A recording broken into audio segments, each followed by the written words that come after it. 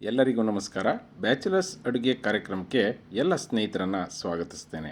ಸ್ನೇಹಿತರೆ, ಇವತ್ತೊಂದು ಟೇಸ್ಟಿಯಾದಂತಹ ಸಂಜೆಯ ಕುರುಕುಲು ತಿಂಡಿಯೊಂದನ್ನು ಪರಿಚಯಿಸ್ತಾ ಇದ್ದೀನಿ. ಸ್ನೇಹಿತರೆ, ಇದು ಮಸಾಲ ಪಾಪಡ್. ಬಹಳ ಈಸಿ, ಹಾಗೆ ತುಂಬ ಟೇಸ್ಟಿಯಾಗಿರುತ್ತೆ. ತುಂಬ ಹೆಚ್ಚಿನ ದಿನಗಳ ಕಾಲ ಇಟ್ಕೊಂಡು ತಿನ್ಬೋದು. ಹಾಗಾದರೆ ಹೇಗೆ ಮಾಡೋದು ನೋಡ್ಕೊಂಬರೋಣ. ಮೊದಲನೇದಾಗಿ ಒಂದು 2 ಆಲೂಗೆಡ್ಡೆಯನ್ನು ಮೀಡಿಯಮ್ ಗಾತ್ರದ್ದು ಬೇಯಿಸ್ಕೊಂಡು ಸಿಪ್ಪೆ ಸುಲ್ಕೊಂಡು ಬಂದಿದ್ದೀವಿ. ಅದ್ರ ಜೊತೆಗೆ ಸ್ವಲ್ಪ ಕೊತ್ತಂಬರಿ ಸೊಪ್ಪನ್ನು ಹಾಕಿ ಹೀಗೆ ರುಬ್ಕೊಂಬರೋಣ. ಈ ರುಬ್ಬಿದಂತಹ ಪೇಸ್ಟನ್ನು ಮತ್ತೊಂದು ಬೌಲ್ಗೆ ಹಾಕ್ಕೊಳ್ಳೋಣ. ಸ್ನೇಹಿತರೆ, ತುಂಬಾ ಟೇಸ್ಟಿಯಾಗಿರುವಂತಹ ಈ ಪಾಪಡ್ ಆಲೂಗೆಡ್ಡೆ ಹಾಕೋದ್ರಿಂದ ತುಂಬಾ ಟೇಸ್ಟಿಯಾಗಿರುತ್ತೆ.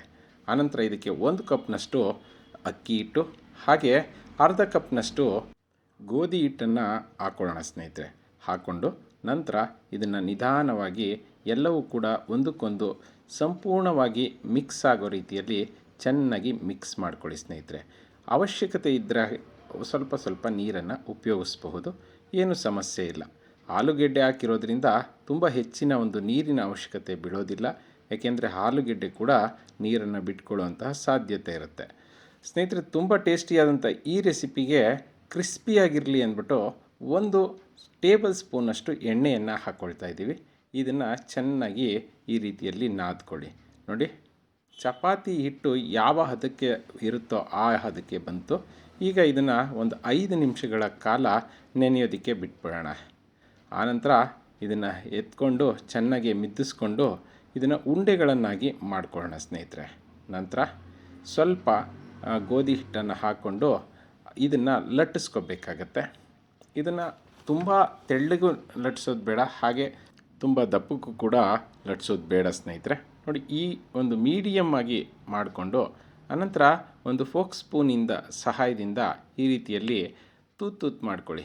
ಯಾಕೆ ಅಂತ ಹೇಳಿದ್ರೆ, ಈ ರೀತಿ ಮಾಡೋದ್ರಿಂದ ಏನಾಗುತ್ತೆ ಅಂತ ಹೇಳಿದ್ರೆ ಎಣ್ಣೆ ಒಳಗಡೆ ಹೋಗಿ ಸೇರಿಕೊಂಡು ಉಬ್ಬೋದಿಲ್ಲ ಅನ್ನೋಂಥ ಕಾರಣಕ್ಕೋಸ್ಕರ ಈ ರೀತಿಯಲ್ಲಿ ಒಂದು ಕಪ್ಪನ್ನು ತಗೊಂಡು ನಿಮಗೆ ಬೇಕಾದಂತಹ ಶೇಪ್ನಲ್ಲಿ ಶೇಪ್ ಮಾಡ್ಕೊಳ್ಳಿ. ಆನಂತರ ಚಾಕುವಿನ ಸಹಾಯದಿಂದ ಒಂದೊಂದನ್ನೇ ಈ ರೀತಿಯಲ್ಲಿ ಎತ್ಕೊಂಡ್ರೆ ಆಯಿತು. ಸ್ನೇಹಿತರೆ, ಇದನ್ನು ಮತ್ತೊಂದು ತಟ್ಟೆಗೆ ಶಿಫ್ಟ್ ಮಾಡ್ಕೊಂಡಿದ್ದೀವಿ. ಎಣ್ಣೆಯನ್ನು ಒಂದು ಬಾಣಲಿಯಲ್ಲಿ ಕಾಯಿಸ್ಕೊಂಡು ಎಣ್ಣೆ ಕಾದ ನಂತರ ಒಂದೊಂದೇ ಪಾಪಡನ್ನು ಇದರೊಳಗಡೆ ಹಾಕ್ಕೊಳ್ಳೋಣ. ನೋಡಿ, ಸಣ್ಣ ಉರಿ ಇರಲಿ, ತುಂಬ ಹೆವಿ ಉರಿ ಬೇಡ. ಹೆಚ್ಚಿನ ಉರಿ ಆದರೆ ಉಬ್ಬಿಡ್ತವೆ. ಹಾಗಾಗಿ ಸ್ವಲ್ಪ ಕಲರು ಬ್ರೌನ್ ಕಲರ್ ಆಗೋವರೆಗೂ ವೆಯ್ಟ್ ಮಾಡಿ ಆನಂತರ ಎತ್ಕೊಂಡ್ರೆ ಆಯಿತು. ಸ್ನೇಹಿತರೆ, ತುಂಬ ಚೆನ್ನಾಗಿರುತ್ತೆ. ಮಕ್ಕಳೆಲ್ಲನೂ ಕೂಡ ತುಂಬಾ ಇಷ್ಟಪಟ್ಟು ತಿಂತಾರೆ. ನಿಮ್ಗೆ ಗೊತ್ತಿರಲಿ ಸ್ನೇಹಿತರೆ, ಈ ಪಾಪಡನ್ನ ಸುಮಾರು 1 ತಿಂಗಳ ಕಾಲ ಹಾಗೆ ಶೇಖರಿಸಿ ಇಟ್ಟು ತಿನ್ಬೋದು. ಯಾವುದೇ ರೀತಿಯಲ್ಲಿ ಹಾಳಾಗುವಂತಹ ಸಾಧ್ಯತೆ ಇಲ್ಲ. ಸ್ನೇಹಿತರೆ, ಈ ರೆಸಿಪಿ ಹೀಗೆ ತಿಂತೀನಿ ಅಂದರೂ ಕೂಡ ತುಂಬಾ ಚೆನ್ನಾಗಿರುತ್ತೆ. ಇಲ್ಲ, ನಾನು ಇದನ್ನು ಇನ್ನೊಂದು ಸ್ವಲ್ಪ ಚೆನ್ನಾಗಿ ಮಸಾಲೆ ಹಾಕ್ಕೊಳ್ತೀನಿ ಅಂತ ಹೇಳಿದ್ರೆ ಸ್ವಲ್ಪ ಕೆಂಪು ಮೆಣಸಿನ್ಕಾಯಿ ಪುಡಿ ಹಾಗೆ ಸ್ವಲ್ಪ ಉಪ್ಪು, ಸ್ವಲ್ಪ ಗರಂ ಮಸಾಲನ ಹಾಕ್ಕೊಂಡು ಚೆನ್ನಾಗಿ ಮಿಕ್ಸ್ ಮಾಡಿಕೊಡಿ. ಅದನ್ನು ಇದ್ರ ಮೇಲ್ಗಡೆ, ಅಂದರೆ ನೀವು ಮಾಡ್ಕೊಂಡು ಬಂದಿರುವಂಥ ಪಾಪಡ್ ಮೇಲ್ಗಡೆ ಈ ರೀತಿಯಲ್ಲಿ ಉದುರಿಸ್ಕೊಂಡ್ರೆ ಆಯಿತು. ಸ್ನೇಹಿತರೆ, ಮಸಾಲ ಪಾಪಡ್ ರೆಡಿ ಆಗುತ್ತೆ.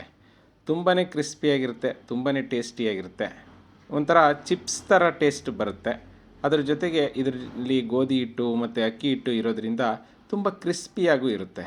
ನೋಡಿದ್ರಲ್ಲ ಸ್ನೇಹಿತರೆ, ಇವತ್ತು ನಾವು ಮಾಡಿದಂತಹ ಈ ಸಣ್ಣ ಪ್ರಯತ್ನ ನಿಮಗೆಲ್ಲ ಇಷ್ಟ ಆಯಿತು ಅಂದ್ಕೊಳ್ತೀನಿ. ಇಷ್ಟ ಆಗಿದ್ದರೆ ಗೊತ್ತಲ್ಲ, ಲೈಕ್ ಮಾಡಿ, ನಮ್ಮ ಚಾನಲ್ಗೆ ಸಬ್ಸ್ಕ್ರೈಬ್ ಆಗೋದನ್ನು ಮರಿಬೇಡಿ. ಸ್ನೇಹಿತರೆ, ಇವತ್ತಿನ ಪ್ರಶ್ನೆ ಏನಪ್ಪ ಅಂದರೆ, ಈ ರೆಸಿಪಿಗೆ ನಾನು ಮೈದಾ ಹಿಟ್ಟನ್ನು ಬಳಸಿದ್ದೀನ ಇಲ್ವಾ ಹೇಳಬೇಕು.